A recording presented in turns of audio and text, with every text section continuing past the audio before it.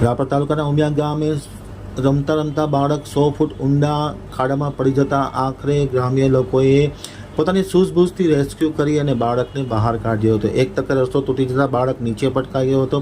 અસ્થિભંગની ઈજા થઈ હતી। બાળક કોઈપણ રીતે રસ્તો પકડવા તૈયાર નહોતો। આખરે ગ્રામ્ય લોકોએ સમજાવી અને પોતાની સૂઝબૂઝથી રેસ્ક્યુ કરી બાળકને બહાર કાઢ્યો હતો। હવે જોઈએ રાપર આમતક ન્યૂઝ બ્યુરોનો એક વિસ્તૃત અહેવાલ। રાપરના ઉમિયા ગામમાં બોરવેલમાં પડેલ બાળકને આખરે બચાવી લેવાયો હતો।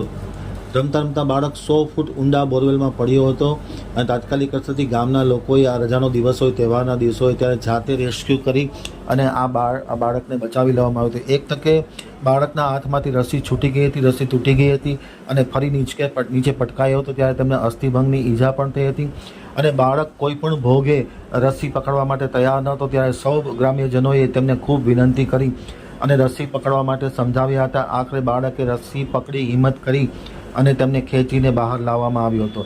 રમતા રમતા સાથી બાળકોએ ગામ લોકોને જાણ કરી હતી કે આ બાળક પડી ગયો છે, ઊંડા 100 ફૂટ બોરવેલમાં પડી ગયો છે। તાત્કાલિક અસરથી રજાનો દિવસ હોય, તહેવારનો દિવસ હોય, ગ્રામ્ય લોકો એકત્ર થઈ ગયા હતા। ગ્રામ્ય લોકોએ પોતાની સૂઝબૂઝ થકી જે ઘરગથ્થુ રેસ્ક્યુ કરી દોરડા વડે બાળકને સફળ રીતના બહાર કાઢવામાં આવ્યો હતો। 100 ફૂટ ઊંડા બોરવેલમાં ખાબકેલ બાળકને રસ્સા વડે બહાર કાઢવામાં આવ્યો હતો।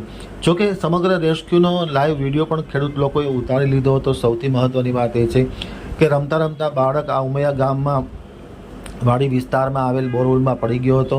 પડ્યા પછી તે પલોઠી વાળીને પડ્યો હોય, આથી તેમને બહાર કાઢવો ખૂબ જ અઘરો હતો, પરંતુ ગામ લોકોની સૂઝબૂઝના કારણે સ્થાનિક લોકોએ રેસ્ક્યુ કરી અને બહાર કાઢ્યો હતો।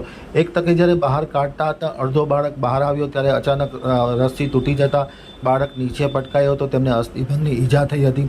ઈજા થતાની સાથે જ બાળક કોઈ પણ ભોગે રસ્સી પકડવા તૈયાર ન હતો ત્યારે ગ્રામ્ય લોકોએ તેમને સમજાવી આખરે આ રસ્સી પકડી અને બાળકને સફળતાપૂર્વક રેસ્ક્યુ કરી અને બહાર કાઢવામાં આવ્યો હતો।